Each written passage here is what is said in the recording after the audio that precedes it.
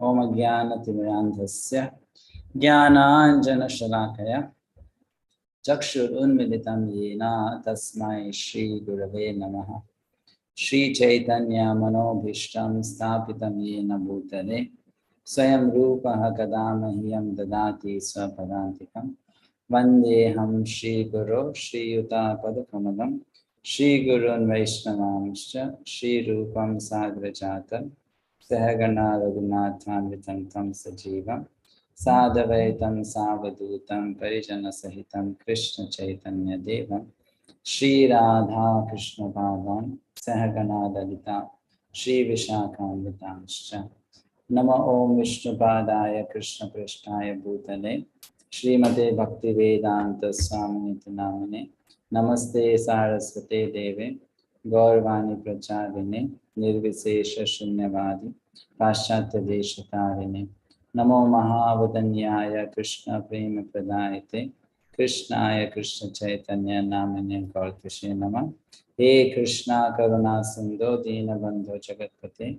Gopesha Gopika Kanta Radha Kanta Namostute Tapta Kanchana Gaurangi Radhe Vrindavaneshwari Vrishabhanusute Devi Pranamami Hari Priye Vancha Kalpatarurvyasya Kripa Sindhu Vyevacha Patitanam Pavanebhyo Namo Namaha Jai Shri Krishna Chaitanya Prabhu Nityananda Shri Advaita Gadadhara Shivasari Gaur Bhaktavrinda Hare Krishna Krishna Krishna Hare Hare Hare Rama Rama Rama Hare Hare. Hare Krishna. So thank you all very much for joining in this session. We are studying chapter 2 of Bhagavad-gita, contents of Gita summarized, and today is going to be the last session for this chapter. In the previous section, we discussed about a question that was asked by Arjuna to Krishna. The question was, Sthita pragyasya ka bhasha samadhi sasya keshava Sthitadhi kim prabhasheta kim asita pracheta kim. 4 questions. What is the language, ka bhasha, of the Sthita Pragya person? Sthita Pragya translates into self-realized soul. Then kim prabhasheta, how does he speak? Kim asita, how does he sit? Vrajeta kim, how does he walk? So the Supreme Lord Krishna started answering that question in verse number 2.55. We look at the answer to the question of what is his language and how does he speak. Meanwhile, now we are discussing how does he sit. Sitting means how does he check his senses from interaction with sense objects. We covered up to verse number 61, and before we go to 62, let's quickly chant the Mangalacharan prayers. Namostute Vyasa Vishala Buddhe Fullar Vindayata Patra Netre Ye Natvaya Bharata Taila Purnaha Prajvalito Jnanamaya Pradipaha Prapanna Parijataya Totra Vetraikapanaye Jnanamudraya Krishnaya Gitamrita Duhe Namaha. We will look at the verse before we go to the meaning of it. So, in the verse number 60, if you can open that verse, 2.60, the Supreme Lord says that if one allows the mind to focus on any one of these senses, then even an intelligent person can be trapped into sense gratification by that. 2.60 says so. Opening it up.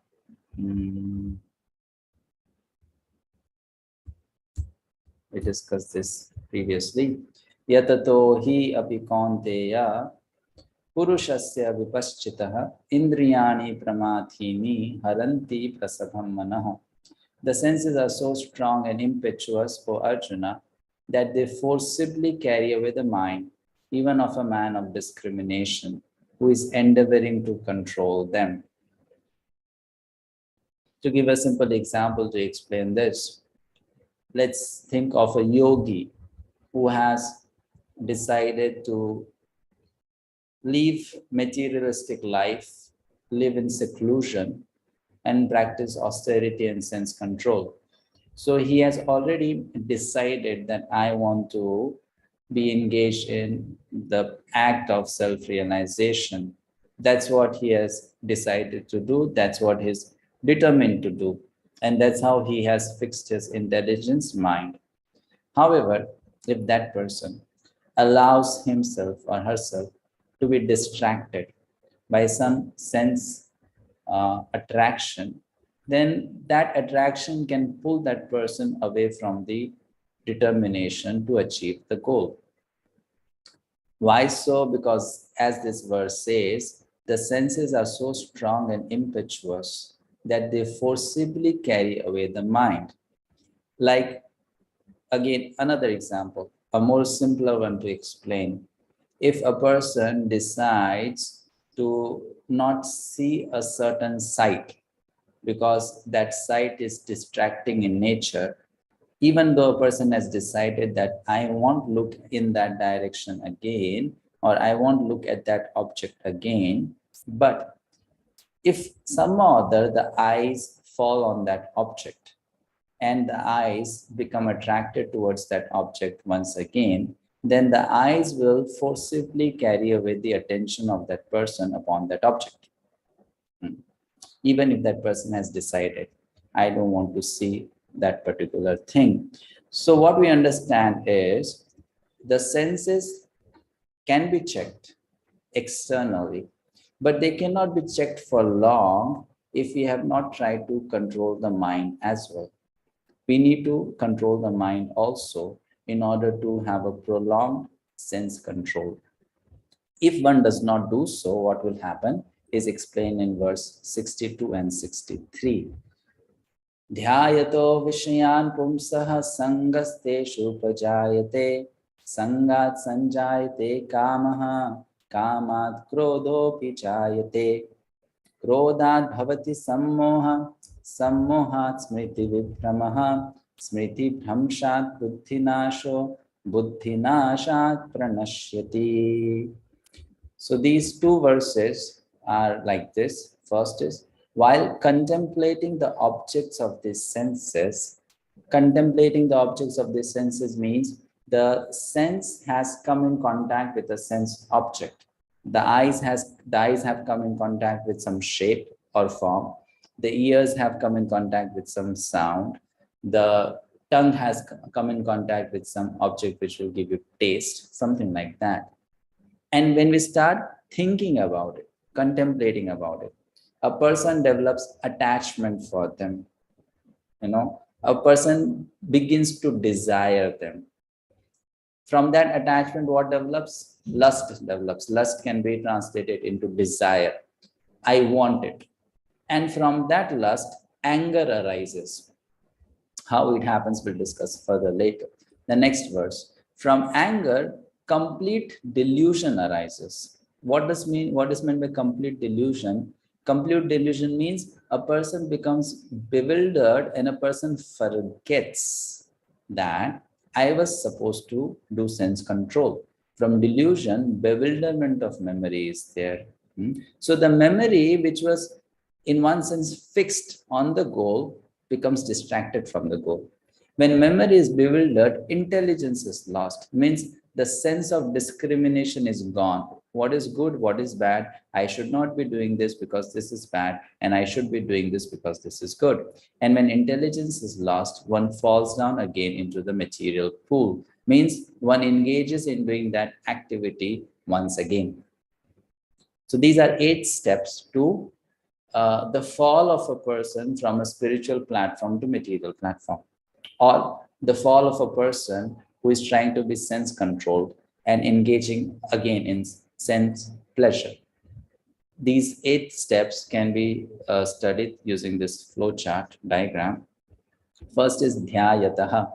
Dhyayataha means contemplation. Second is sangaha, attachment. Third is kamaha, lust, which means desire. Fourth is krodhaha, anger. Fifth is sammoha, complete delusion. Sixth is smriti vibramaha, bewilderment of memory. Seventh, buddhi nashaha, loss of intelligence. And eighth, pranashyati, one falls down from the spiritual platform. What is meant by dhyayata in simple words? Thinking stage. Sangaha, feeling stage. Kamaha, willing stage. I think of something, I start feeling for it, and then finally I want to do something about it. I think about it, I feel it, I want to do something. On the basis of these three things only, the entire advertisement industry is working. The entire advertisement industry is working on this basis. They will show you something, they'll try to allure you to get that thing. Once you start feeling for it, oh, this object is so nice, this product is so nice, it is so cheap, I'm getting it in discount offer. If I buy this product, they say I'll be happy. If I buy this product, I'm going to get this, get that. Once you start feeling for it, you want to buy it. Willing stage. So the whole advertisement industry exploits on this principle, that they will promote something, they'll make you start liking it, and then you want to buy it. And even though you know sometimes you don't necessarily need that product, you end up buying it. After you buy, you realize, why did I waste my money in it? Right? You're not able to see full screen? I'm so sorry. Okay, so this is the full screen. Thinking, feeling, willing stage. So the mind has to be fixed on something. And if you don't fix it on Krishna, then we get what is described in these two verses. These verses are very helpful for any spiritualist to be always focused on the path of spirituality.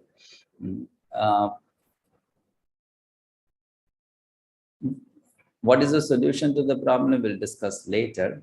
Before that, I would like you all to do some exercise. So the question is coming on the next screen. We'll put you into groups, you discuss about this, and then we will further try to elaborate on these two verses. So the questions are, how and why desire or lust leads to anger?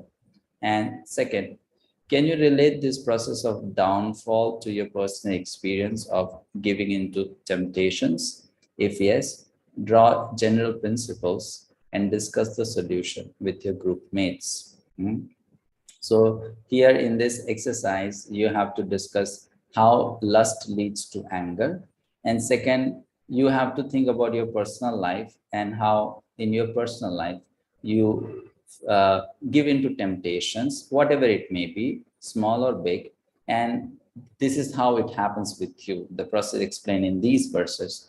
And then you need not share those experiences with your group members, but then you can share the general principles that you can draw from that, and also discuss the solution with your group mates of how one can stop from going down that spiral path to buddhi nashaha pranashyati, right? So it's a good exercise. I'll give you a good amount of time to do it. We'll make, how many groups? We'll make 10 groups, and we will give you around, we'll give you around 10 minutes to discuss. Okay. We'll give you, we'll give you 8 minutes to discuss. Please allocate a group leader for each group. Better those who have never tried before. And after the group discussion is over, the group leader can give the answer to these two. The answer to the first question can be just put in the chat box, and the answer to the second question can be shared by unmuting yourself. Okay. You can start discussing now.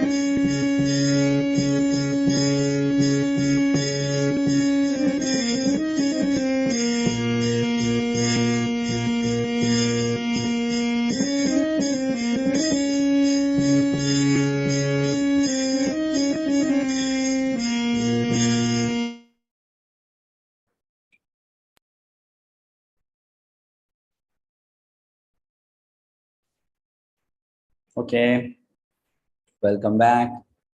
I hope you had a good discussion.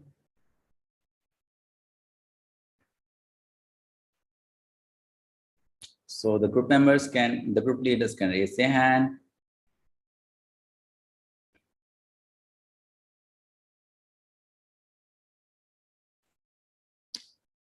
Nagraj Prabhu. Yes, you can unmute yourself now.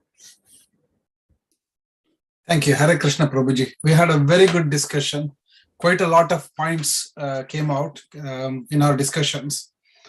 Shall I list a couple? Yes. I think what we talked about is controlling the senses and controlling the thoughts, which is in addition to sattvic food. And finally, replace the sense enjoyment with higher purposes. And that will allow us to ultimately develop contentment in whatever we have. And it will ultimately lead to devotion in Krishna. And I think that's the ultimate answer to avoid the decline. All right. Thank you. Amrita Vilasini Mataji. You have to unmute yourself, Mataji. Hare Krishna, I'm presenting team 4. So our group discussed a lot of little bit, but because my limited ability, probably I cannot express very well. So we think that we all have the desire. Usually we want something more than we need. That's why our senses will be attracted by many material desires, and then usually those are material desires. So that's why they are temporary. So even though we try to fulfill our desire, and then after that finish, and then we feel unhappy again. That's why we will continue to want to increase the desires. So how to deal with this? I think we need to think that there are more higher and the spiritual things that we can do. For example, we should engage our senses to the Mandan music, to the spiritual music, or we can we use our eyes to see Mandan things, and we can try to how to say that, move our senses to Krishna's beautiful forms. And also we need to realize that when we have the higher taste, then we can give out the lower taste, and then we can improve our everything. Okay, thank you very much. Hare Krishna. Vandana Mataji. Yes. Hare Krishna. Like we discussed, the desires fulfilled or not fulfilled is a trap for us. Because if it's fulfilled, we are wanting more. And if it's not fulfilled, then it is like kind of frustrating, And and the problems that mostly we are facing is the distraction that we are facing is like social media. Even though we're using it for classes, for Bhakti Shastri classes or all the other courses, but the moment we go to our phones or laptop for checking out those things, but we get diverted, and which is again little frustrating. So now that was one point. And as a parent, one of like what we are facing is there are lots of unfulfilled desires that we wanted to do as a kid, and which we are imposing on our kids now, so which is also kind of frustrating. There's something still there in our minds which we want to do and not achieve, is we are forcing. So these were it. And how to now overcome is you choose, as Mataji said, you have to dovetail. You have to guide it to a different way, go a little spiritual and. All right. Thank you. Yes, Mataji. Vinod Prabhu. Hare Krishna, Prabhuji, Dandavat Pranam. Dandavat Pranam. Prabhuji, I am representing group number 6. After discussion for question number 2, that how we can check the temptations. So we discuss some points are we should avoid the situations where we are getting that, and we should not respond immediately. And first we should think about that we really need this or not. We are getting feeling of getting an iPhone. So first we should think that do we really need that iPhone, or if we can direct it in Krishna consciousness, then we can go for that, keeping silent and not taking decision immediately. So that was our points.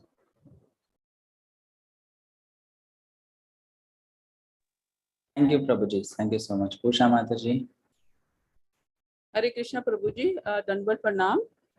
Sir, we discussed, Prabhuji, that if our desire is not fulfilled, it leads to anger. And we can give up this anger or desire by, replacing it with the bad habits with good habits. And next point was that we should focus our mind on Krishna with all our senses. And we came to like A, B, C, D with association with devotees, reading books, chanting Hare Krishna, and following diet. And we should replace all the materialistic basically the materialistic world with the spiritual desires. Okay. And also if this is what we discussed. All right. Thank you. Annapurna Mataji. Hare Krishna, Prabhuji. We discussed the second point, and in the discussion, we discussed that desires are something which are, in general, which are more than what we need. So desires must be, it must be within our requirement. We must not desire more than required. We need to change our desires from material to spiritual, and our senses cannot remain without engaging. So we need to engage our senses to the sense objects which are spiritual, and the engagement in material world is allowed as much as it is required to maintain ourselves. Right. Thank you. Ajay Prabhu. Hare Krishna, Prabhuji, Dandavat Pranam. We covered most of the points that were covered by the other group people, but I will try and cover things that were not covered.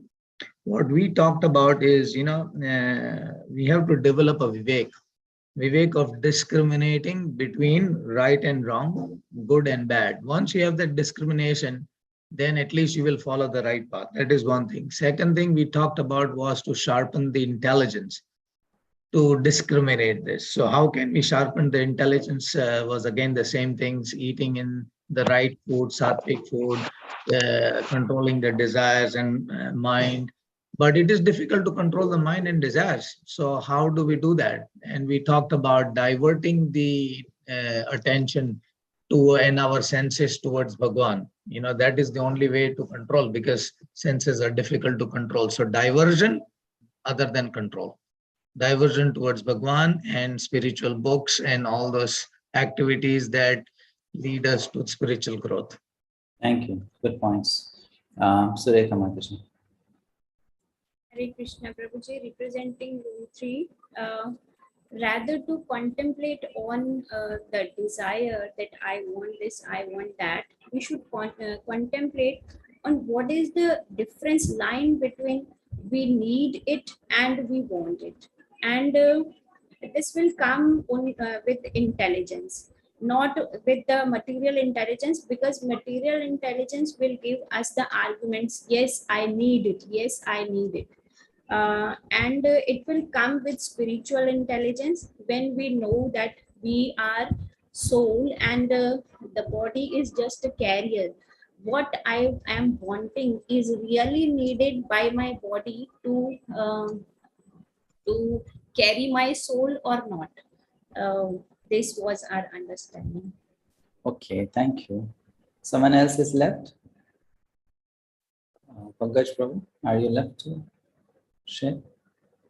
Cannot hear you. Hare Krishna Prabhuji. I am not left, Prabhuji. My group is already done, but I will add one point, sir, about the solution of the that second question. What is the solution of this? Yes. So everything start from our continuous start thinking. Dhyayate, that word is saying. So at the first place, when we reject the thought on which we are start meditating and which leads to our attachment, then that is the solution. This thought should be first thought should be controlled. Hare Krishna Prabhuji. Okay, fine, thank you. All right, so good attempts and good points actually. The first question was why lust leads to anger, and the answer was because of non-fulfillment. That's correct. When the desire is not fulfilled, I'll be frustrated about it, I'll be angry.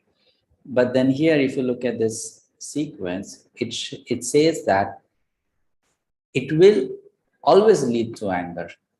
You see, it doesn't give a branching that, okay, if lust is unfulfilled, it will lead to anger. It says, kamaha will naturally lead to krodhaha or anger. Now, if you say only non-fulfillment of lust leads to anger, then there should be a branch, okay, if this happens, then it goes to anger. But it shows no, it goes to anger always. How does that happen? It happens because of our past experience. In our past experiences, many a times we desired something and we could not achieve it. Which means what? We have developed this understanding that whatever you want to achieve in life, there is going to be some obstacle, some challenge, something which will come in the face of achieving that object.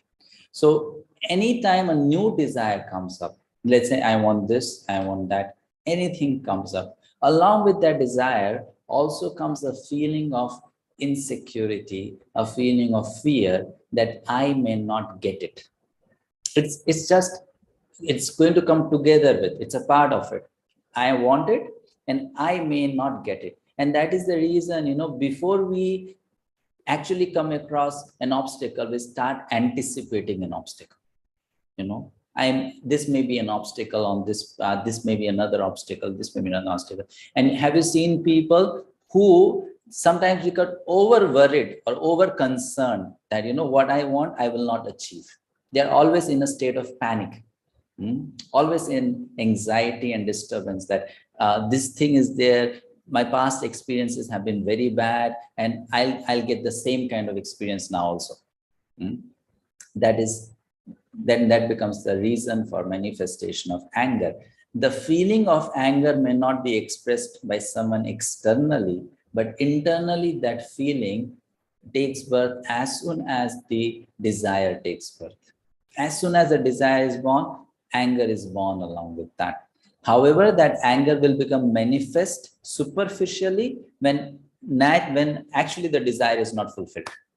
But internally, it's already there, It's just not surfacing out. It's already there because I have experienced in the past that this desire may not also get fulfilled. So that is the first answer. And the second answer, of course, all the points you said are correct, that we have to spiritualize things, then it will get better. But something which I was looking for was, this verse says, when you start thinking about something, it leads to the stage of feeling, and that leads to the stage of willing. I want to do. So the solution to the problem is, when we come across sense objects, which will naturally happen, the eyes are open, so you will see things. The ears are open, so you'll hear stuff. And because you're relating with this world, you'll experience many things. So you cannot cancel the interaction of sense objects with senses. That's not possible. However, we can allow ourselves to not contemplate on those things. Means you let go. You don't let them sink in. You let them go. If you start thinking over them for a period of time, then that becomes a cause of attachment. So the way to check from coming down the spiritual path or the path of sense control is not that we stopped interacting with the world. There are two solutions. One thing is that, okay, there are problems around me, let me hide myself. Right? Let me hide myself. That's what generally the yogis try to do. City life is a lot of problems, a lot of passion, ignorance. Let's go to forest. Or that's what the impersonalists try to do. Family life is a problem. Let me take sannyas. So there are obstacles and they want to run away from obstacles, thinking that out of sight, out of mind. And that's correct in one sense. If it's out of sight, it can be also out of mind. But for how long? If it comes in sight again, then, right? So the solution is, though it can be out of sight or it can be in the sight, it has to be kept out of mind. That's the solution. We don't let the mind go there. And how do you make that happen? By keeping the mind somewhere else. Then only the mind will not go there. By keeping the mind somewhere else. And where do you keep it? The only possible place to keep it safely is Krishna. When you keep your mind there, then the mind will not go somewhere else. But if you don't keep the mind there, then the mind will go somewhere else. Right? So the solution is that we don't let the mind think over it again and again. This is in our hand. The previous thing is not in our hand. What is going to come in front of my eyes may not always be in my control. What is going to fall into my ears may not always be in my control. But then how much do I allow to go inside me? That's in my control. Right? So that's where we can check. And from where do we get the strength to check? That was spoken by Ajay Prabhu, that we sharpen our intelligence. And that's how we get the strength to check our mind from deliberating upon some subject or object.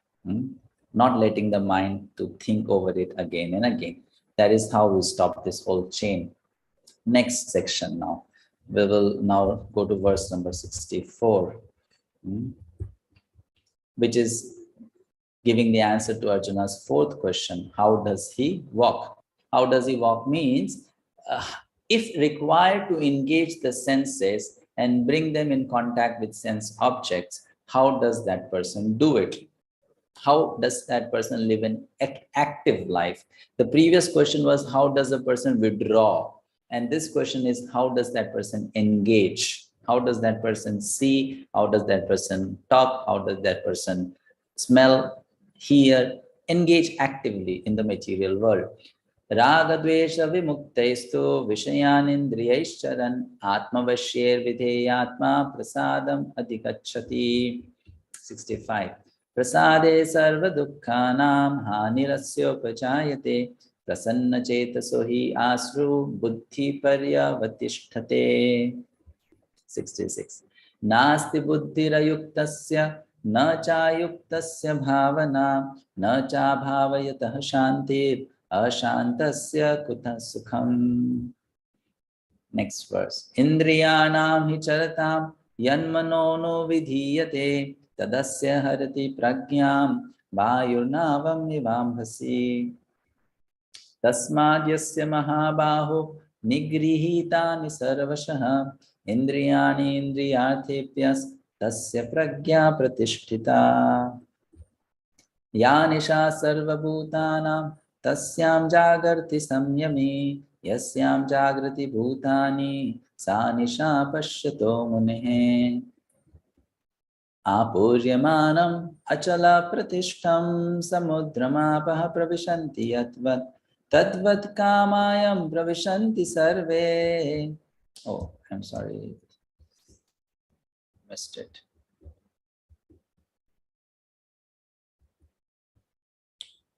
Sashantimapnoti na kama kami. 71. Vihaya kamanyah sarvan pumam sharati nispriyah nirmamo nirahankarah sashantim adhigacchati. And final verse. Esha brahmi sthiti partha nainam prapya vimuyati stitva syamanta kalepi brahma nirvanam richati. So looking at verse number 64, verse number 64 says that a person engages his senses in this way. But a person free from all attachment and aversion. Attachment means he doesn't like, aversion means he does not hate. And able to control his senses through regulative principles of freedom can obtain the complete mercy of the Lord. So one who is able to engage the senses without hating things and without liking things is asthita pragya. So someone please read the screen, the text on the screen. Yes, David Prabhu. Causeless mercy of the Lord. The Krishna conscious person is concerned only with the satisfaction of Krishna and nothing else. Therefore, he is transcendental to all attachment and detachment. If Krishna wants the devotee can do anything which is ordinary, undesirable.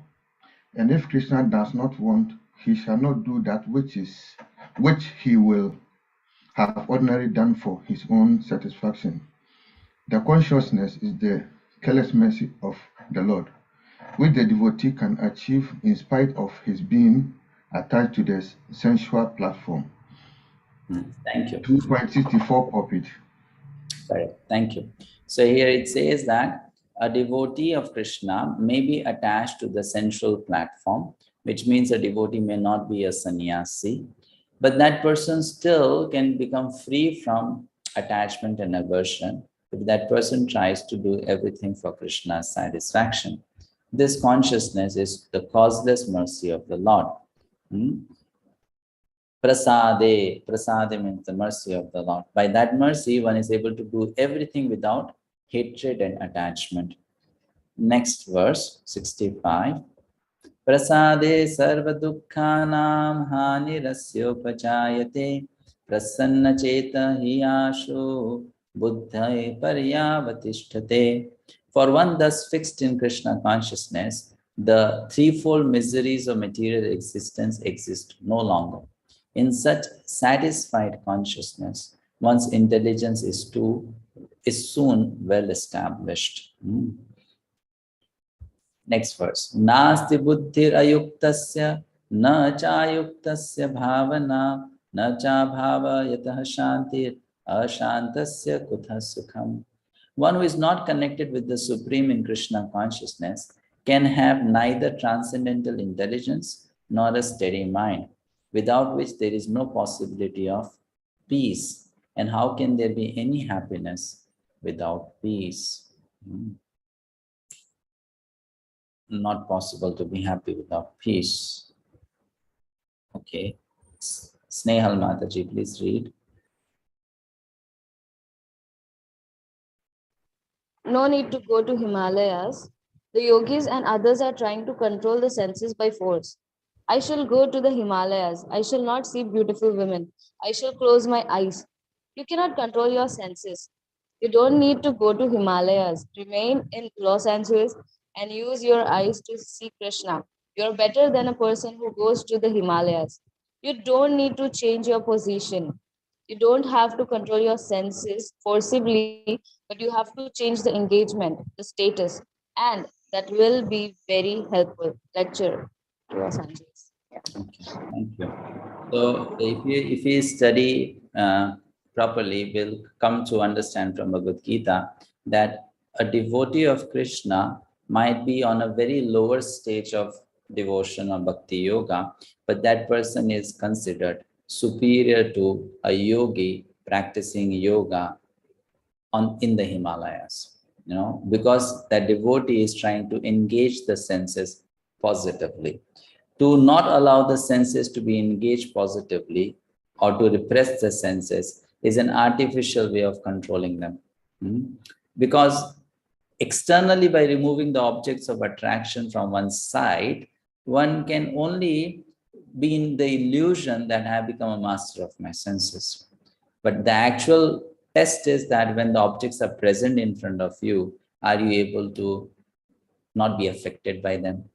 That's the actual test, right? Like, for example, I give this simple example. If you love to eat ice creams and you keep ice creams out of your sight, then it's quite natural for you to forget ice cream. But if the ice cream is in front of you and still you are able to control yourself positively, happily, to not eat that ice cream, then you have actually mastered the senses or mastered your desires. That's the real control. When the object of gratification is present and still I am not attracted towards it. That's the real control. And that control is only possible if one has developed a higher desire or a higher goal, where the mind is fixed on something more attractive, more interesting, more satisfying, more pleasing. And that is Krishna or Krishna consciousness, activities related to Krishna. Next verse. Indriyanam hi charatam yan mano no vidhiyate tadasya harati pragyam vayurnavam 𝗹𝗶𝗵𝗁. As a strong wind sweeps away a boat on the water, even one of the roaming senses on which the mind focuses can carry away a man's intelligence. So, which intelligence? The spiritual intelligence can be carried away by the mind if the mind focuses on any one of the roaming senses. Roaming senses means senses which are crazy or wild after sense objects. That's called roaming senses. Charatam, this word is very interesting. Like if you have seen a cow grazing, a cow grazing. So how does a cow graze? You leave a cow in a grazing field, so she'll not sit peacefully and just munch on a piece, on few grasses. She will keep on wandering and she will, pick some grasses from here, then walk few steps, then pick another grasses from somewhere else, then walk few steps, then pick some other grasses from another place. And like that keeps on grazing, and she can walk for kilometers like that. So she is not focused. She's focused on grazing, but she's not focused even on some particular grass. She's moving from one grass to another. That's how, if we allow our senses to roam around on things, so then the mind gets carried away by that. And even if a person who is trying to control the senses will then find it difficult to bring that mind back. It's said in the scriptures, there's no specific proof of this, but it is concluded by great personalities, great thinkers, that for men, of all the senses, the 5 knowledge acquiring senses which we have, for men, eyes are the most difficult to control. And for women, of all the senses women have, the ears are the most difficult to control. So men generally fall in trap through the eyes, and women, they fall in trap through the ears. So this is how the learned people have concluded. Now you may ask how. So a simple explanation. Men get attracted towards the beauty aspect of, generally the opposite sex, or anything beautiful in this world disturbs their mind. And how women get attracted towards sound. So the women, they get very easily impressed by sound, which is, which is favorable. I mean, let's say someone will tell a woman, you look beautiful, so they will accept it. They may not think why this person is telling me so. So they get impressed with good words, kind words, nice words, good dealings. So they get impressed with sound very easily. And that's how they fall in the trap. So this is how two things happen. Now, of course, one may, yeah, nice way to say that, praising words. So one may, one may, because of one's good experience, learn to deal with these traps. But the scriptures say, this is how people fall into trap. I don't remember the reference to this. I've read it certain places. Cannot recall the reference, Prabhu. Okay, so next thing, next verse, which is, we did read this verse, right? Okay. Okay, we will read the purport also, because it's a small purport and it's very instructive. One can curb unless all of the senses are engaged in the service of the Lord, even one of them engaged in sense gratification can deviate the devotee from the path of transcendental advancement. As mentioned in the life of Maharaj Ambarish, all of the senses must be engaged in Krishna consciousness, for that is the correct technique for controlling the mind. Text 68. Tasmadyasya mahabaho nigrihitani sarvashah indriyani indriyarthebhyas tasya pragya pratisthita. Therefore, O mighty armed one whose senses are restrained from their objects is certainly of steady intelligence. Someone can read this purport, please. May I, Prabhuji? Yeah. So one can curb the forces of sense gratification only by means of Krishna consciousness or engaging all the senses in the transcendental loving service of the Lord. As enemies are curbed by superior force, the senses can similarly be curbed not by any human endeavor, but only by keeping them engaged in the service of the Lord.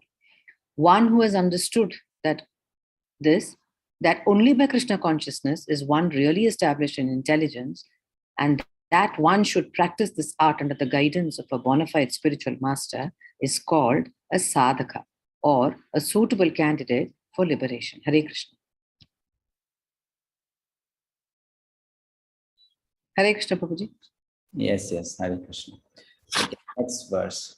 Ya nisha sarva bhutanam tasyam jagarti samyami yasyam jagrati bhutani sa nisha pashyato munehe. What is night for all beings is the time of awakening for the self-controlled, and the time of awakening for all beings is night for the introspective sage. So this is a kind of, I mean, it's a metaphorical language. We'll try to understand here with the explanation given by Srila Prabhupada and Srila Vishvanatha Chakravarti Thakura. So the thing they explain is, first of all, if a person is not contemplating on self-realization, or a person is not contemplating on spiritual subject matters, the way we are doing now here, we are trying to contemplate on spiritual subject matter. That is called contemplation on Atma. If one does not do that, then there won't be any destruction of material thirst, which means we have a desire for material enjoyment, and this is a desire since time immemorial, and this desire doesn't satisfy, how much ever we try to satisfy. The only way to check this desire is one should engage one's mind and intelligence in Atma Gyan. That's same as engaging the mind in intelligence in Atma, or the self, spirit, soul. So that contemplation is very important. And this contemplation should not happen just one day in the Bhakti Shastri class. This contemplation should happen every day, whether one is having a class or not having a class. This is also technically called Swadhyay in Sanskrit. Swa-adhyana. Swa-adhyana means self, adhyana means study, study of the self. And that study of the self can either happen by reading, or it can happen by hearing, or it can happen by contemplation, meditating, also known as remembering. So a person should do this. Now, the time that we generally use this, we use for Swadhyay, it can be a separate time also, but a lot of Swadhyay can also be done during the time of chanting Hare Krishna Maha Mantra. Instead of allowing our mind to plan for the day, instead of allowing our mind to think about so many different things, during our chanting, we can engage our mind in Swa-adhyana, which means we can engage our mind in spiritual subject matter.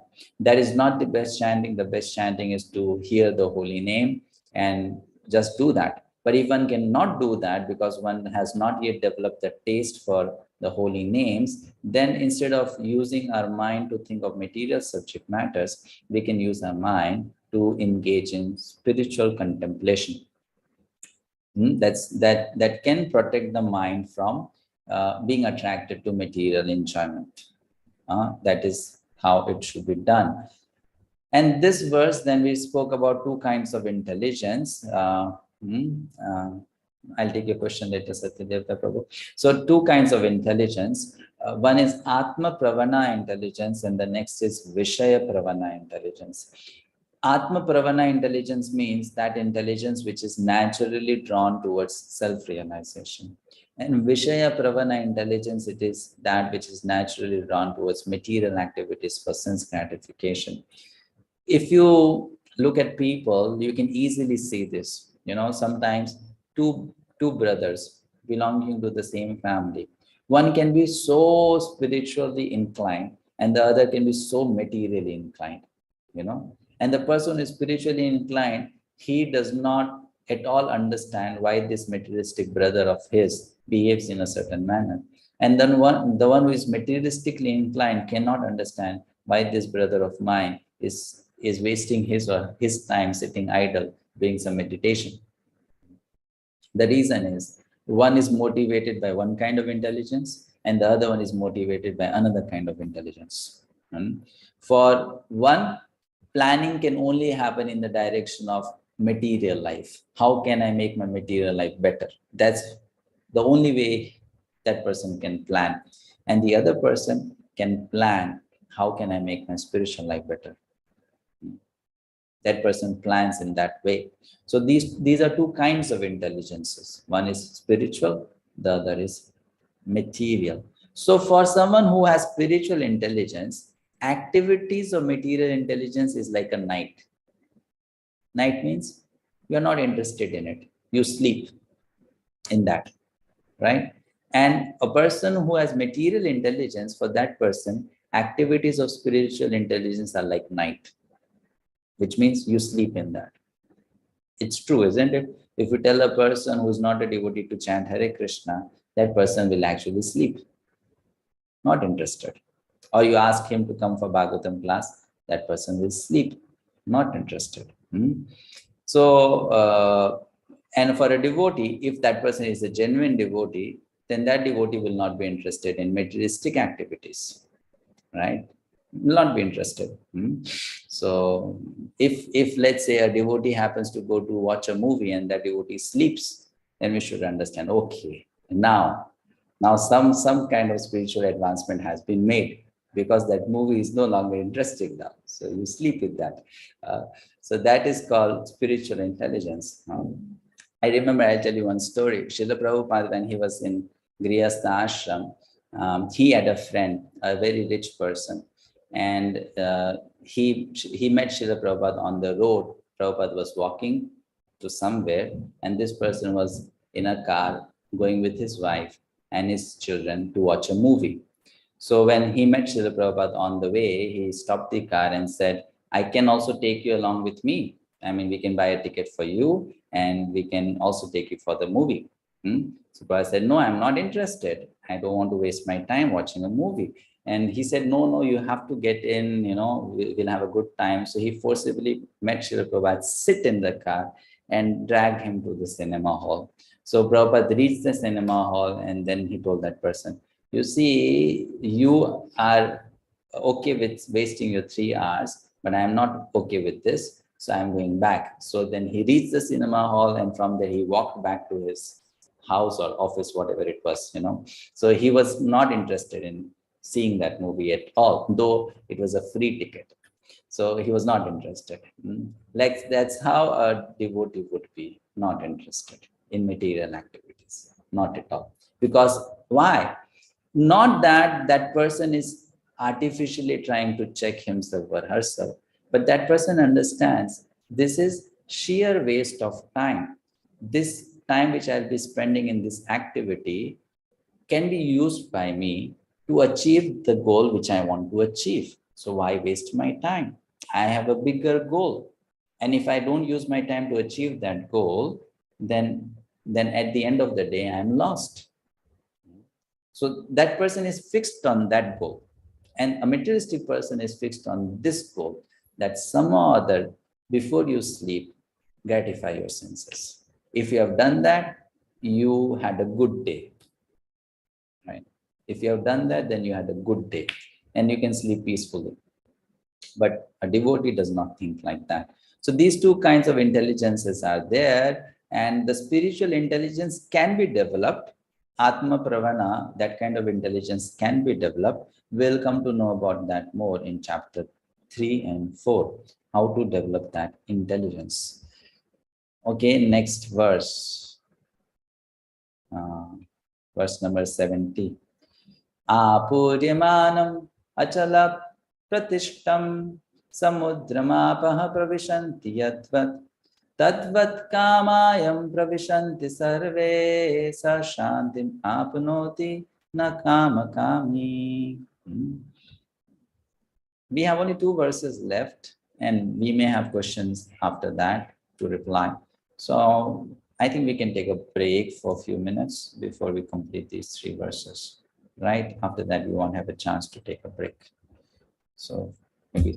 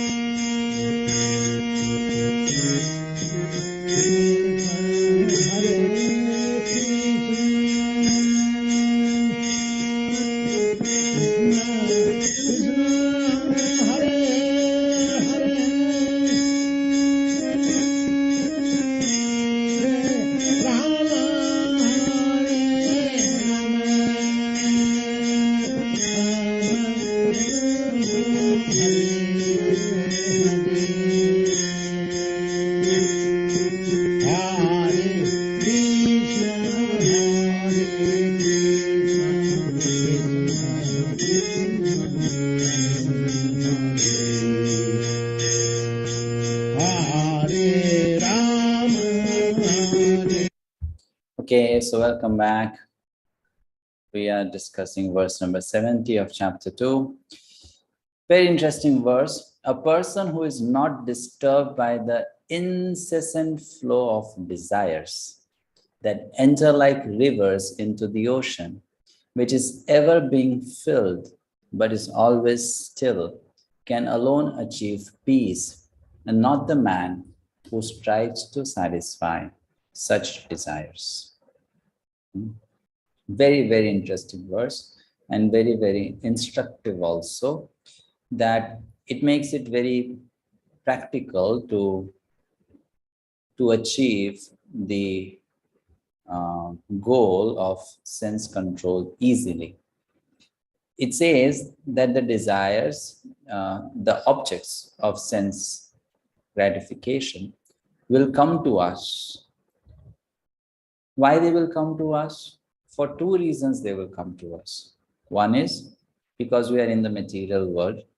Second, because we have our karma, prarabdha. And because of that prarabdha, things will come to us. Even if we do not want them, they will come to us, right? Because that's what we are destined to receive. So there are certain things which we may not like, and we may not want them, but they will keep coming towards us because that's what we are destined to achieve. Some people, they become so frustrated with money that they don't want any more money, but money keeps on coming towards them. Some people get so much frustrated with name and fame that they do not want any more fame, but fame keeps on coming towards them. Likewise, so many things which we may not like, positive or negative, it just keeps on coming. So a person may get disturbed by that. Why am I getting this? Because I don't want it. It should not come to me. Why am I getting it again and again, whether it's good or it is bad? But a person who is self-realized or who is trying to be self-realized will let them come and at the same time not be disturbed by them. The example is given of an ocean. An ocean is full, yet gallons of water flow into it from rivers, and the ocean maintains its fullness. The level remains the same. How is the ocean able to do that? Because the ocean is already quite stable. It doesn't become affected by small rivers flowing into it. Similarly, when the mind is very, very stable, by practicing Krishna consciousness, desires will not be able to create a storm in the mind. If the mind is not stable, then the desires will create a storm in the mind. So this stability of mind comes by Krishna consciousness. So this verse says that let things come to you as a matter of your karma, as a reaction to that. And you accept them without becoming agitated by them, without becoming disturbed by them, or without becoming excited by them. Which means that we stop chasing sense objects. But when they come to us, we neither reject them nor we embrace them. We simply nonchalantly use them. That's what this verse is saying. You don't chase, you let things come to you, and then when they come to you, if that's what you wanted, you don't become excited. If that's what you did not want, you don't become morose. You simply accept and use those things. That's the state of consciousness that's being spoken about here in this verse, which is not easy to develop, but by practice, one can, slowly. So the lesson is this: don't chase after sense objects. When they come to you, neither rejoice nor be morose. And this is possible by achieving a sense of fullness. Someone please read the text on the screen. Sarva Devi Radhika Mataji. The vast ocean is always filled with water. It is always, especially during the rainy season, being filled with much more water. But the ocean remains the same, steady. It is not agitated, nor does it cross beyond the limit of its brink. That is also true of a person fixed in Krishna consciousness. As long as one has the material body, the demands of the body for sense gratification will continue. The devotee, however, is not disturbed by such desire because of his fullness. 2.70 purport. Yes, this is a very, very nice explanation given by Srila Prabhupada. He is saying that as long as we have material body, don't think that the body will not disturb us with its demands. The body will ask, because the body has senses, and those senses have its demands. So the body will ask for it, and we should not become, very disturbed that why am I like this? Why my eyes up? Why my eyes want this? Why my ears want this? Why my tongue want this? We should not become disturbed by that. The solution to that is we have to become full of Krishna consciousness, so that though these disturbances come to us, we don't become affected by them. That is the solution. That we don't become affected by them. They will be there. Like, for example, when a mother has a small child, first child, not the second, we are talking about first child, then mother is new to motherhood. She doesn't know what it means to upbring a child. Maybe after that, when she has second, she is more experienced. And if she has third and fourth, then she is much more experienced. But if it is the first child, she doesn't know how to deal with this new problem. Baby has come and it has brought so many problems in life. Cannot sleep at night when you want to sleep, right? Cannot eat properly, stuff like that. So she gets frustrated very easily because she is new to that task of being a mother. But slowly, she understands, after all, what can I expect? This is just a child. When this child grows up, then I can expect this child to behave in a more, sane manner and not trouble me so much, right? So then she starts accepting the fact that a baby will behave like a baby. She starts accepting that fact. And slowly, her frustration level is not so much. Similarly, we need to start accepting the fact that because we are in the material world, the senses will disturb us. The senses will create trouble. There will be situations where we will not be, very comfortable. There will be problems. However, being Krishna conscious sufficiently will help us to remain undisturbed by those problems. But the problems will continue to exist. They will be there.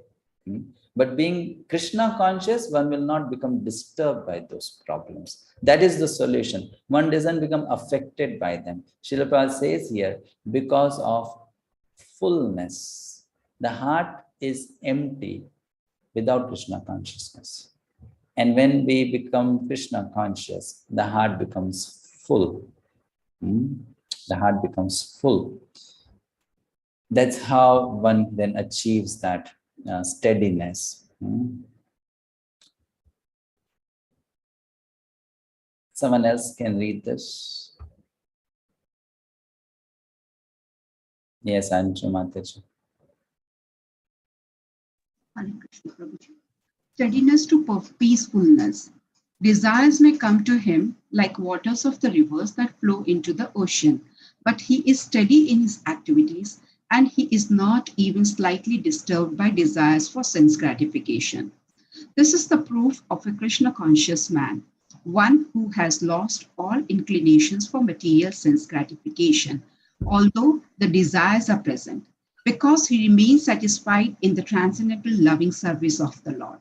He can remain steady like the ocean and therefore enjoy full peace. 2.70 purport. Now, how do you achieve this steadiness? So I can give you a very practical solution for that, which we see in the lives of sincere devotees. When you get up in the morning, make sure, or let's say the day before when you go to sleep, make sure you make a schedule for the entire day tomorrow. Or when you get up in the morning, make sure you make a schedule for the whole day. And don't leave even 1 second for anything wrong. Make sure your schedule is packed. 24 hours, you have something to do. Definitely, you are not going to follow that schedule, right? Always. It's going to happen that you make the schedule and you won't follow it. But at least by making that schedule, we tell our mind, you don't have time to do nonsense today. We tell our mind, we give the mind a warning, a signal, So the mind is more careful. If you don't do that, then the mind will find opportunities to waste time. I can waste 10 minutes here, 20 minutes there, 5 minutes here. And if you then count at the end of the day, it comes to a considerable amount of time. So if we make a schedule and we try to stick to it, what happens is when the mind will say, oh, maybe I can take a break and watch a video of 10 minutes, the schedule will shout, you don't have 10 minutes. You have something else to do. The schedule will shout at you. And what will happen is, let's say you don't follow the schedule. You don't listen to that inner voice and you neglect it. At the end of the day, when you sit down to think of what you achieved in the day and what you could not achieve, then again the schedule will scream at you. I told you, follow me, why you did not follow. So then this puts the person in the habit of being engaged positively all the time. That steadiness will lead gradually to complete sense control. But if you don't follow the schedule steadily and we give in to the demands of the senses occasionally or regularly, then the senses become the winners and we become the losers. And the more we lose, our morale starts going down, down, down, down, down, that I am a loser, I can never win. And the senses become stronger, stronger, stronger, stronger, and stronger. So this is a kind of tug of war, which will go on for some time. And during this tug of war, the best advice to win that tug of war is that we be very focused. Schedule helps us to do that. And this we see in the life of all the nice devotees, even Srila Prabhupada. Once he went to New Vrindavan community in US and he saw so many things were not going on properly. So he called the devotees living there to his room and he said, what do you do throughout the day? And they said, we do this, we do that. We are so busy, so many things to do. Cows have to be milked and, cooking has to be done. Firewood has to be collected, so many things. So then Srila Prabhupada told them, okay, you all sit here and then you write down a piece of paper, what all you did and how much time it took you to do. And they did that and then said, you can now make a total of it. And when they made a total of it, it was not 24 hours. It was much less than that. So Prabhupada then said, what did you do in the rest of the time? It should come to 24 hours because you said you are busy throughout the day doing so many things. but it doesn't come to 24 hours. And then they were scratching their head. We don't understand. So then Srila Prabhupada told them, it's better to make a schedule of 24 hours. What are you going to do? And then you stick to it. We will fail. No doubt we'll fail. But then slowly, once we develop the habit of following it to some extent, our ability to follow will increase. And one day we'll be able to follow it perfectly. The perfection of following the schedule is not that, a meeting may get postponed or delayed. The perfection is basically, I'll be engaged positively always.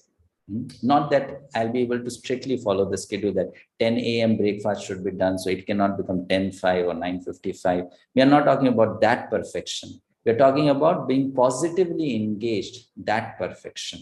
That will be achieved. And that steadiness will lead to peacefulness. So another good lesson for us to learn.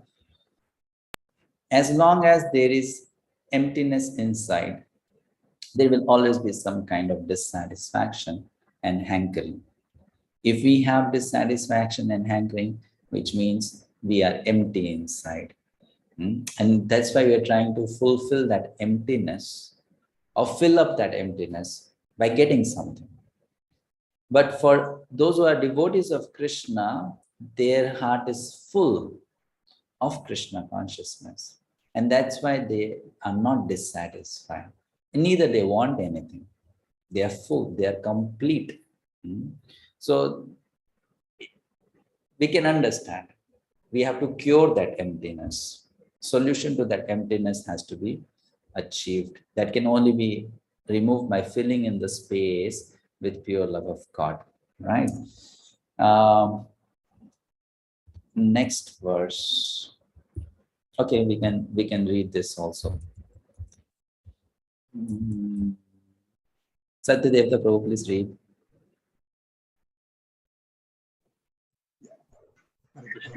Can we kill desires? We don't have to kill our desire. Desire is the constant companion of all living things. Because we are alive, we have desires. Inanimate things have no desires. If our desires are material, we engage in sense gratification. But if we engage our senses in serving Krishna, then he will free us from all the material desires. This is where the true happiness lies. Hare Krishna. Hare Krishna. Don't kill desires. Redirect them for a greater cause. So don't kill them. To give an example, if you like to eat good food, then one way to dovetail that desire is you cook good food, what you like to eat, and you offer to Krishna. And if you want to further improve that desire, then you cook that good food, offer to Krishna, and then you feed other devotees. And you don't eat that food. That's the best way to engage that desire. So what you like, you offer to Krishna and you offer to devotees. In that way, you fulfill your desire. Because when they will be happy, you will be happy also. So this is how we redirect our desires. We engage them positively. Next verse number 71. Vihaya kaman yah sarvan pumamscharati nispriyaha nirmamo nirahankaraha sa shantimati gacchati.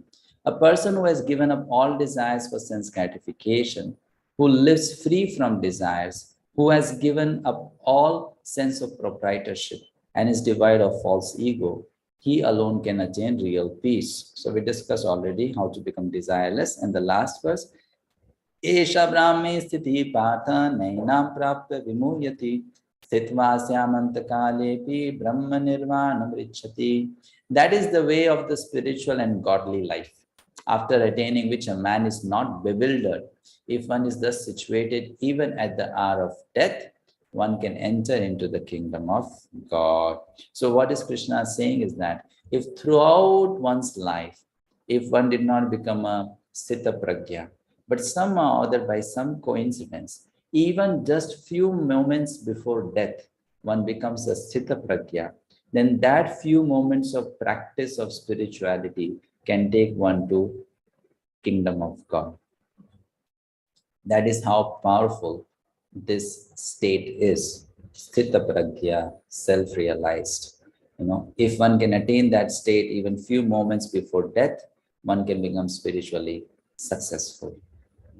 It doesn't need many years of practice. If one is able to do that in few moments, one can achieve 100% perfection. So he concludes this chapter by giving a nice purport, Gita summarized. Someone would like to read this? Yes, Vinod Prabhu. Gita summarized. Srila Bhaktivinoda Thakur has summarized this second chapter of the Bhagavad-gita as being the contents for the whole text. In the Bhagavad-gita, the subject matters are Karma Yoga, Jnana Yoga, and Bhakti Yoga. In the second chapter, Karma Yoga and Jnana Yoga have been clearly discussed, and a glimpse of Bhakti Yoga has also been given as the contents for the complete text, 2.72 purport. So this chapter summarizes Gita. Why it summarizes Gita? Because in Krishna's view, this is the introduction. So for any text, the introduction and the conclusion both have the summary of the whole text. Chapter 2 is Krishna's introduction of Bhagavad-gita to Arjuna. So it has the summary. Chapter 18 is the conclusion of Bhagavad-gita. Again, that will also have a summary. So in summary, he spoke about Jnana Yoga, Karma Yoga, and Bhakti Yoga. And then in the coming chapters, he is going to expand on these topics. Starting with Karma Yoga, which will be explained in chapter 3, 4, and 5. Okay, so we'll start with that tomorrow. A quick look at what we discussed at the chapter. Pretty long chapter. It started with Sanjaya telling to Dhritarashtra that the Supreme Lord Krishna, known as Madhusudana, will remove all the doubts of Arjuna. Arjuna and Krishna has some discussion, and Arjuna surrenders to Krishna that you help me, I cannot decide what is good for me. Then Krishna begins instructing Arjuna. First of all, he teaches about soul and body difference in verses 11 to 30, and he tells Arjuna he should fight. After that, he tells Arjuna, you should do your prescribed duty. You are a Kshatriya. If you don't do your duty, you will go to hell. That will bring sin. So you fight as a matter of duty. Then third, he explains about Buddhi Yoga or Nishkama Karma Yoga. Fight Arjuna. And finally, Arjuna asks a question, who is a Sthita Pragya? 3 more questions about that. And then Krishna explains that in verses 55 to 72. What is the aim of Sthita Pragya? How does a Sthita Pragya work? And what is the destination of Sthita Pragya? The destination is given in verse number 72. What is that destination? He goes back home, back to God. So that's how we understand the whole chapter of 72 verses. We will stop here. Any questions? Yes, Rohit Prabhu. In the purport 65, the threefold miseries are mentioned, and the devotee is, it's not affected to the. So, like, the question is, like, the threefold miseries, like Adidevik and other two, also affects, like, if there is a, like, tsunami and also that will also, like, affect it, right? The devotee also. Affected doesn't mean here that, okay, let's say if there is a disease, then the body of that devotee will not succumb to that disease. It means one is not disturbed by it. That's what it means. It's not that affected means here materially one will not be affected. If there is a tsunami and the house breaks down, so the house of a devotee will also break down. Not that his house will will stay standing and everyone's house will break down. No, materially the effect will be there, but that person will not be disturbed in consciousness so much. That's the point. Ability to accept suffering becomes easy for that person. Easily can accept suffering. Doesn't become so disturbed by that. Doesn't become mad. Why this is happening to me? Okay. Thanks, Prabhuji. Yeah. Mahesh Prabhu. Yes, Hare Krishna Prabhuji, two things. In other Bhagavad Gita, this thing I have found that there is some Pushpika also at the end of the chapter, like Om Tat Saditi Srimad Bhagavad-gita Supanishatsu.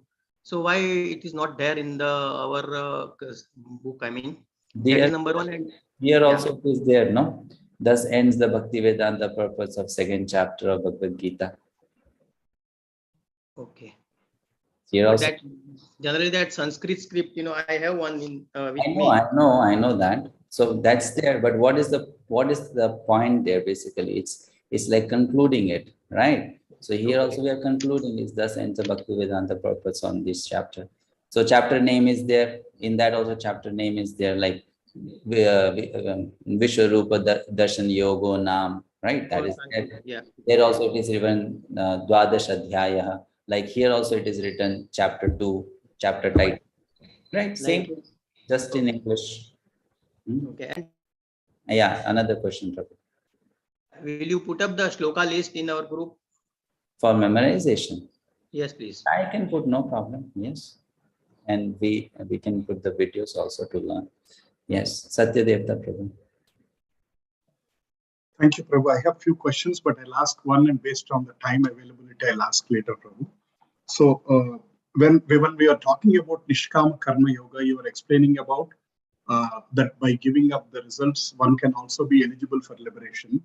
Again, when you are explaining about Snita Prajna, just last 3 slokas also, we were talking about eligibility to go to the kingdom of God.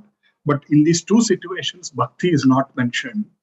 So in which situation, in the Nishkama Karma Yoga, when one is not attached, and even in the situation of the 72, when we are talking about the Sthita Prajna last situation, one is not attached to the desires and giving up. In these both situations, it is mentioned as they are eligible to go to the kingdom of Lord. So there's no bhakti mentioned. Does it mean that these 2 yogas also gives us eligibility to go to the kingdom of God?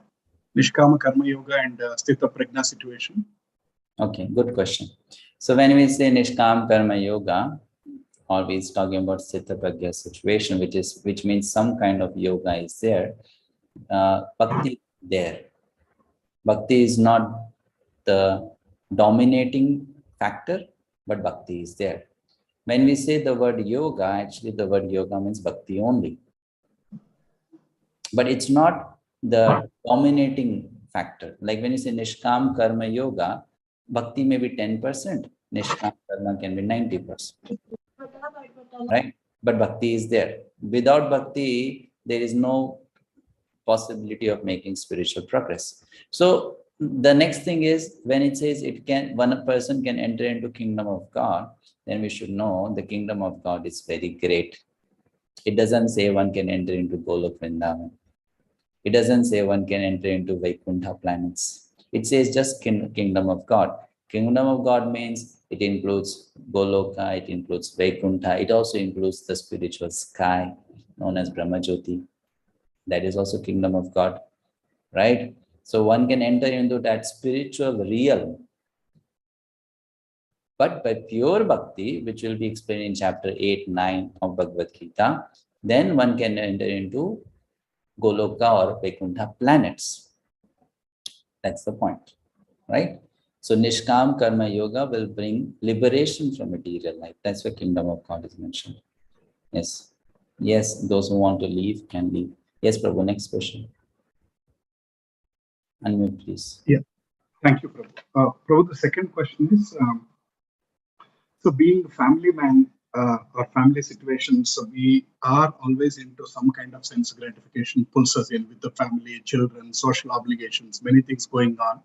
We are kind of pulled into, and maybe if I can be open and talk about it, we go to a movie, we are enjoying at the same time, we go to a Bhagavatam class and 1 hour kirtan also, there is a lot of enjoyment. So the situation is right now, there is an enjoyment in both the things. So how to understand that and how do we divert that? Okay, good question, a very practical question. So what should be done is, if one has to do things circumstantially, then one should do it, but at the same time, one should also not overdo it. If you want to watch a movie, then you can definitely choose between movies which are actually, giving you some kind of education, rather than there are so many movies which are very, very contaminating, which pollutes our consciousness so much. So we can choose between them and we can go for something which is more safe, first thing, right? Second thing, if you are doing it out of obligation and not because you are interested in it, because not that you want to do, but out of obligation. Like I'm explaining a situation. In a family, there are so many members and all of them are differently situated in Krishna consciousness. Not all of them have similar goals in Krishna consciousness. Some may be more advanced, some may be not so advanced. But because you're in a family, you have to look towards the needs of everyone and try to fulfill those needs, right? So in that situation, if we happen to be doing something which we really don't want to do, but we have to do it out of obligation, then you do it. But then at the same time, protect your consciousness from being affected by it. So in family life, we should learn one principle, not just in family life, in our dealings in society, we should learn one principle. Show affection when required. Show your emotions when required. But within your heart, don't be affected by those emotions. And that is only possible by having a very good spiritual sadhana. If we don't have that, we'll get pulled, we'll get pulled, we'll get dragged, we'll become helplessly dragged into it. But if we have very good sadhana, then interaction with sense objects will not leave impression on our mind, wrong impression on our mind. I'll give you an example to explain this. I've given these examples many times. Have you heard of non-sticky kitchen utensils? Have you heard of non-sticky, right? So there are sticky and non-sticky. What is the difference between them? Both of them, they touch the food that is to be cooked. Both of them they touch, right? Not that non-sticky in that the food is floating in air and that's why it doesn't stick to it, right? It also touches the food and the other also touches the food. But when it is sticky, the food leaves its impression on the utensil. In non-sticky, the food doesn't leave its impression on the utensil, right? When we have a good spiritual sadhana, our heart will become non-sticky. So even if the sense objects come in contact with the heart will not take the impression of it. It will not stick to the heart. That stickiness in Sanskrit is called raga. Rag will not have that raga or attachment. Raga dvesha vimukteshtu. And how do you develop that non-stickiness? That's by having good sadhana. This is called vairagya basically. Vairagya doesn't mean that you don't cook food on the utensil. Generally people think the object should not be brought in touch with the senses. That's called vairagya. But vairagya means even when the objects come in touch with the senses, you don't stick to it. Right? So if I have to go for a movie, I go there, I watch it, and when I come back, I should tell myself, there was something good I learned about it, but I'm not so excited about it, and I forget. Right? Okay. Something I took, what could be taken? Prabhupada used to say, best use of bad bargain. If I learn something, I take. And if I didn't learn something, then I can maybe tell someone else when I meet next time, don't watch this movie. It's waste of time, So at least I can take that message from that movie. Or I can learn, the things which one should not be doing from that movie. In that way, making best use of bad bargain. That's the answer which I can give to your question, Prabhu. Thank you so much, Prabhu. Thank you, Prabhu. Vasanti Mataji. Hare Krishna, Prabhuji. I have a doubt in 2.64. How does he walk Sthita Prajna? You told that causeless mercy of the Lord.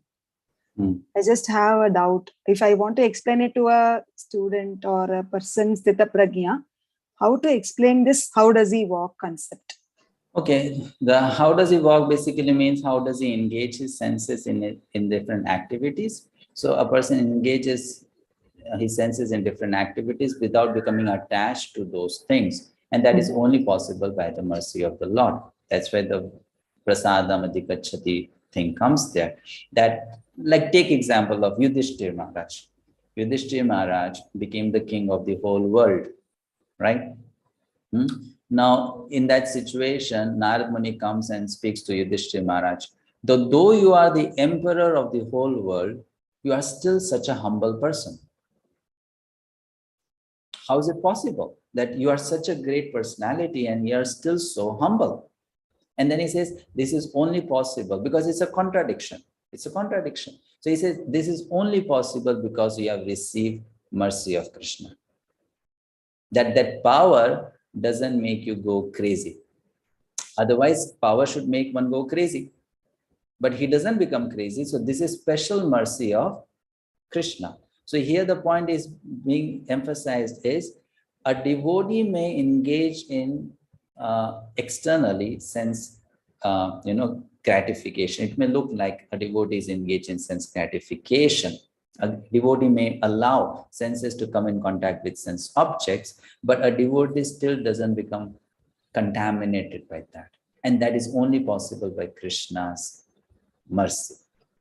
I'll tell you one example about it. In one temple in US, I don't remember which place, Srila Prabhupada was sitting on Vyasasana and giving a class. It was a morning class, okay? And hundreds of devotees were sitting in the audience, all with their eyes completely fixed upon Srila Prabhupada. His face, his countenance, him speaking words, and they were absorbing every single thing through their ear. So the main entrance to the temple hall was on the right side, and a very beautiful 19-year-old girl, very, very beautiful, entered that door. As soon as he entered that door, one person was sitting in the audience, one man, his eyes fell upon that lady and he started looking at her. She is so beautiful. And then he noticed that not just he was looking at that girl, even Srila Prabhupada's eyes fell upon that girl and Srila Prabhupada was looking at her. She walked from the door to somewhere to the middle of the hall. And while she was walking, Prabhupada's eyes were following her. And this that devotee was able to see because he was also looking in the same direction. So he was thinking, I know who I am and where do I come from. But why is Srila Prabhupada behaving like me? No, he should not be behaving like me. He is a different person, So why is he behaving like me? So he had this doubt in his mind. And then, that lady, she came, she sat. And when she sat, Prabhupada looked at her. And then right after, from looking at her, he looked straight at this man who was thinking like this. And Prabhupada told, looking into his eyes, when you see a beautiful lady, you think in one manner or in one way. But when I see a beautiful lady, I see her as a creation of Krishna. He told that man. Now you can imagine what was he have felt, that how did Prabhupada read my mind, how did he know what I'm thinking about him? So he said, when you look at that girl, you think in some manner, but when I look at her, I see her as a beautiful creation of Krishna. Now, how is this ability achieved by someone? Krishna's mercy.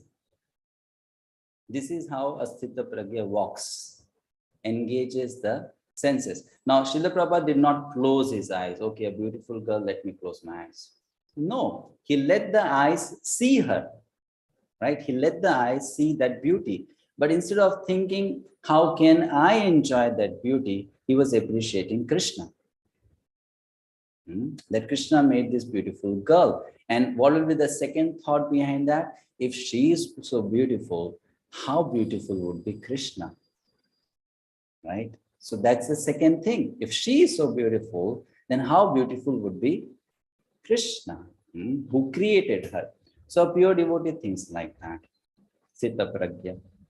Okay. Paramita Mataji. Hare Krishna Prabhuji. Hare Krishna.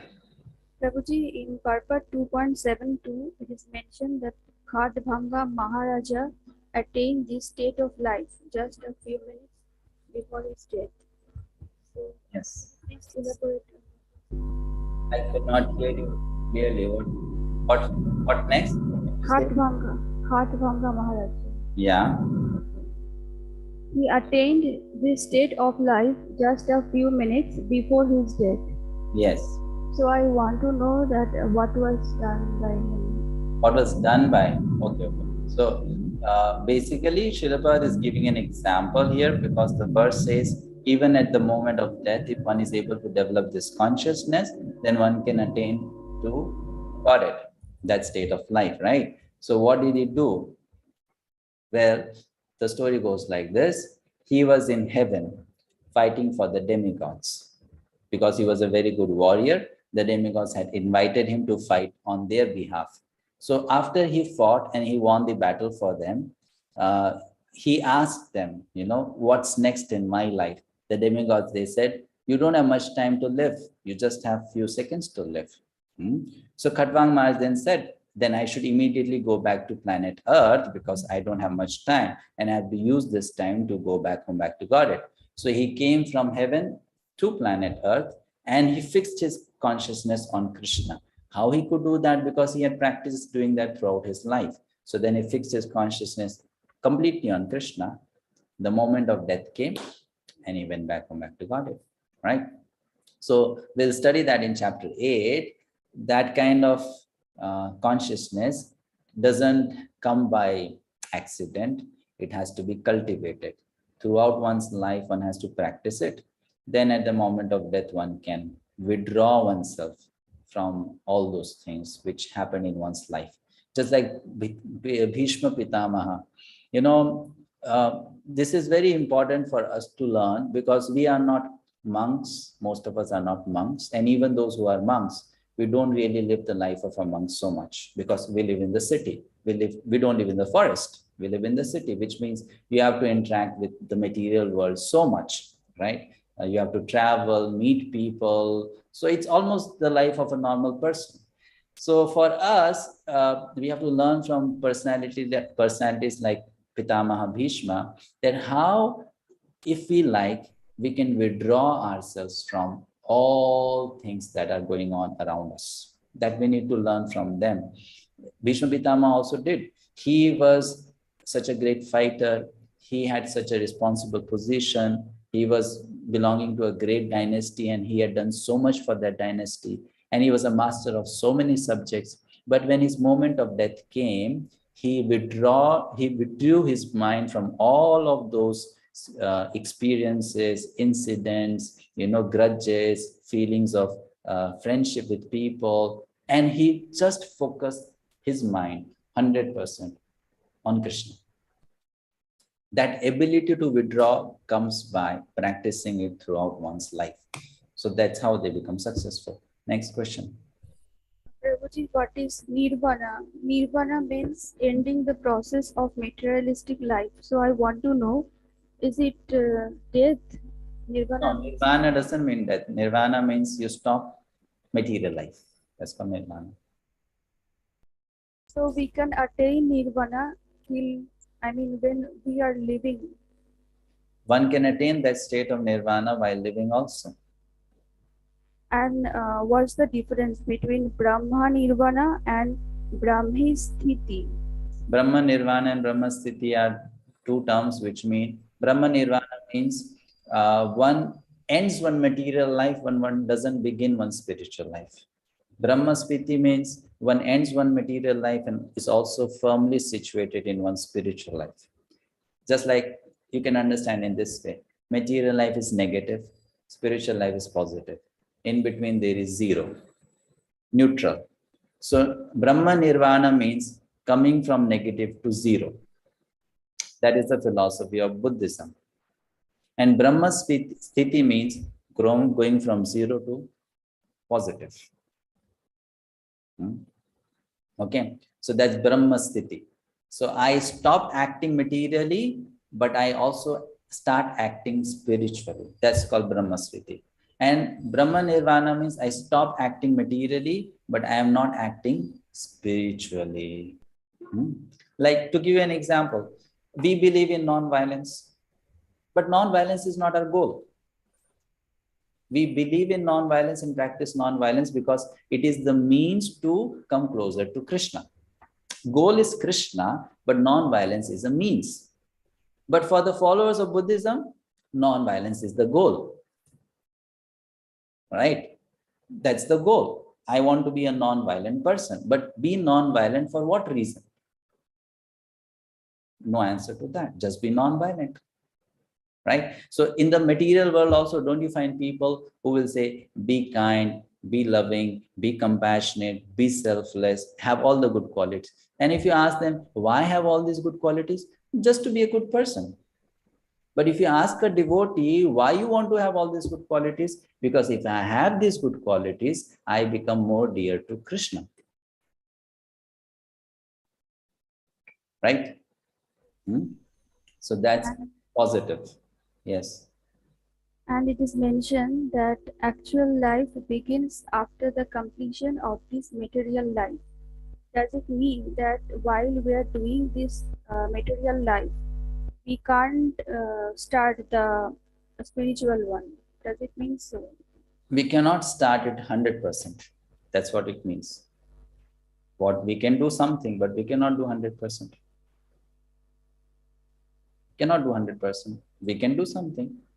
But as long as we are in the material body will restrict us. The material body will need few hours of sleep. The material body will need few grams of food. The material body will need that. But when it becomes self-realized and liberated and becomes just pure soul, then all these demands are not there. No need to sleep, no need to eat. Then you are pure. Then you can use your every second to serve Krishna completely. Isn't it? Now we are checked. We are restricted by the body. So even if you want to be 100%, we cannot give 100%. But when one becomes free from that, one can give 100%. That's the point. Okay. So with the body, how much ever we can do, we should be satisfied with that till now, till the time we attain self-realization. Last question, Oshamat. Hare Krishna, Prabhuji, Dandavat Pranam. Prabhuji, I'm a little confused about this one line in Shloka 2.69. It says the introspective sage remains alert in the night of materialistic men.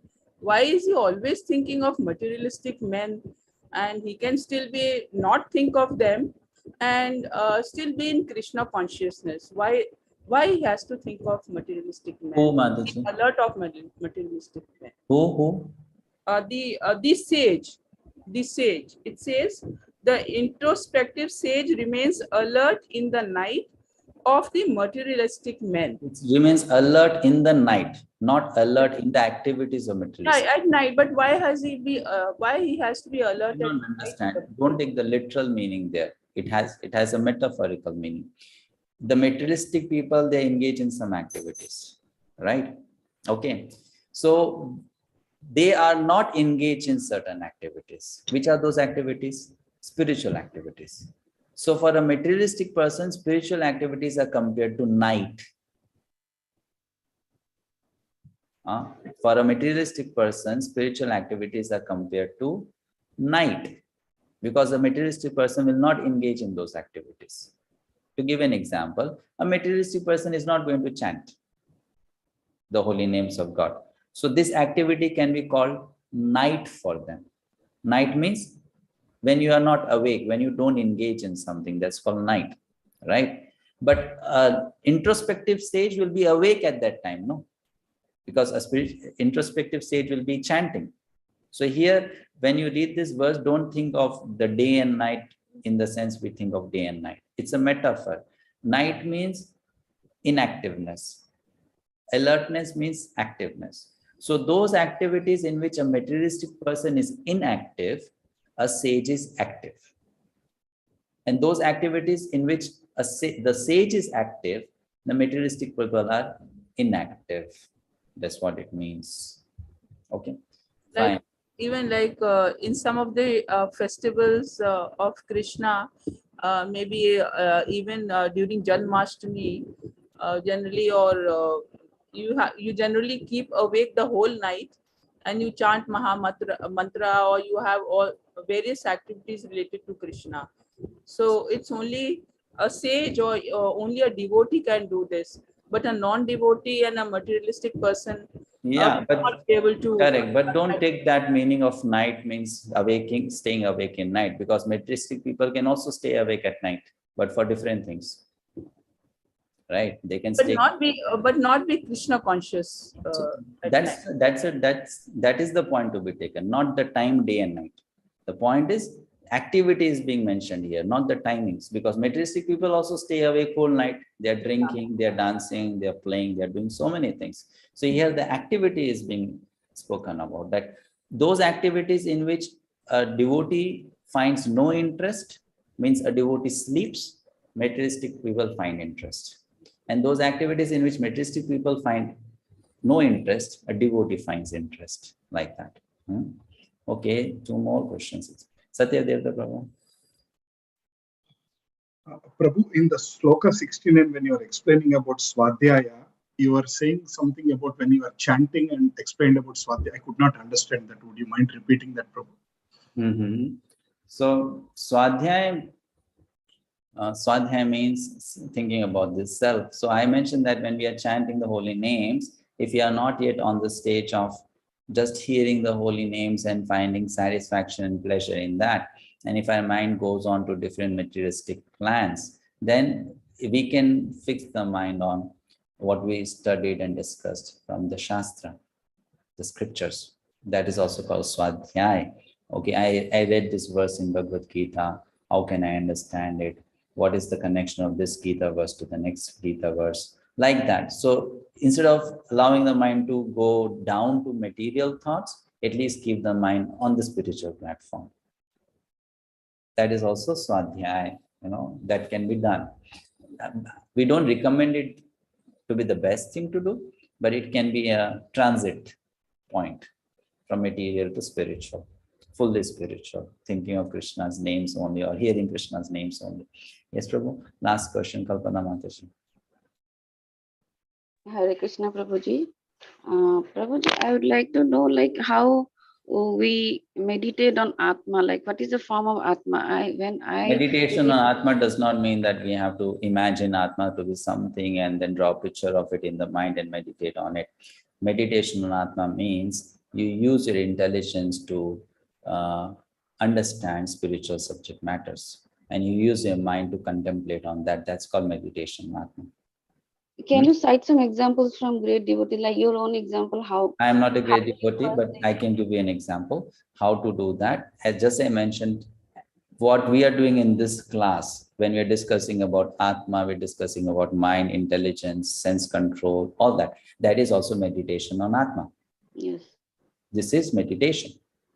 No, because meditation doesn't just mean seeing something through the eyes. Meditation we also should not means try to see also, we should not try to find what is the form of the Atma. How will you see? With what will you see, Mataji?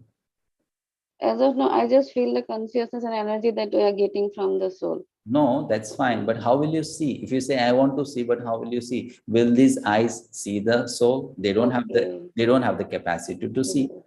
Correct. So how will I see? It's not possible. So at our stage, seeing means contemplation. That's how you see. Yes, yes. Right? So at the stage of practice, Atma Gyan means you meditate on spiritual subject matter, you contemplate on spiritual subject matter. That's called Atma Gyan. If a person is doing that, that person is actually called Atma Gyani. Okay. Right? Like, for example, seeing Krishna. Now, one way of seeing Krishna is that my whole body has become spiritual, my eyes have become spiritual. So when I see the deity of Krishna, I actually see Krishna. But when that point has not been reached by me and I'm still a sadhaka, then at my level, I can see Krishna only through Krishna's names, through Krishna's pastimes, to Krishna's qualities. When I think of Krishna's name, that is also seeing Krishna. When I think of Krishna's pastimes, that is also seeing Krishna. When I think of Krishna's qualities, that is also seeing Krishna. Not seeing through the eyes, but seeing through the mind, seeing through the ears, seeing through the intelligence. So we see like that, right? So that is possible. And what about Paramatma? Paramatma also stays there only near to Atma? Yeah, Paramatma stays close to Atma. So how to meditate on Paramatma? It has a form like Gaurva. Paramatma has a form. Yeah, it has a form, four-handed form of Paramatma. So we meditate on that, right? You can try, but you won't be able to. I'm trying actually. I'm trying to meditate on Paramatma's form, what you have told us. Yeah, you can try. About Atma, I'm not getting anything to see, any image, nothing. You can try, but you'll not be able to. Thank you so much. Because one more question shall I ask? Yes. Yes. In Gita diploma course, I think you said while after that, the soul will not take the subtle body like mind, ego, and sanskar, all this. The soul will not take to the next birth. After? After death. After death, the soul will not carry on with the gross body, but the subtle body will go with the soul. The subtle body carries the soul from one body to another body. We'll talk about this thing in chapter 8. That's when we'll discuss about transmigration. So about subtle body, gross body, we'll discuss there more. All right. So we will, thank you so much, Prabhuji, for the comment. We'll stop here. See you tomorrow for chapter 3. And I will send you an overview explanation of chapter 2 video in the group if you get time to watch that 90 minutes video. Hare Krishna. Srila Prabhupada.